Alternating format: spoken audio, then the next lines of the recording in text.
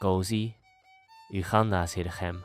Life in Nkozi wasn't easy, but it was deeply rooted in something ancient and powerful: the well. The village had only one well, a deep, stone-lined spring that had never run dry, not through the harshest dry seasons, not through the storms that washed away roads and fields. The people believed the well was a gift from the ancestors, and they treated it with sacred respect.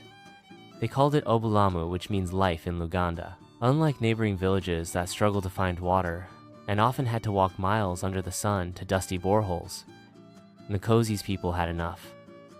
Enough to drink, enough to grow food, enough to wash, to cook, and to share.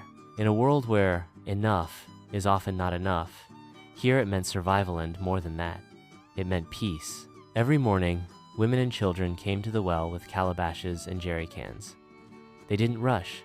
Instead, they gathered in a gentle rhythm of laughter, gossip, and quiet songs. Elders told stories beside the well, teaching the children that the water was not just for bodies, but for spirits too. One day, a stranger came from the east, a man named Kamau, whose village had lost its water to a dried river. He was thin, dust-covered, and tired. When he reached Nkozi, he collapsed near the well. They carried him to the shade and gave him water. He wept as he drank. "Why do you share so freely?" he asked, once strong enough to speak. "You don't know me." Mama Aluma, the oldest woman in the village, smiled. "We share water because water is not ours. It belongs to all who need it."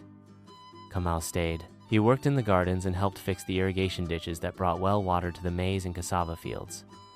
Over time, he became family, and every season, Nkozi grew stronger, not because they had much, but because what they had was shared wisely.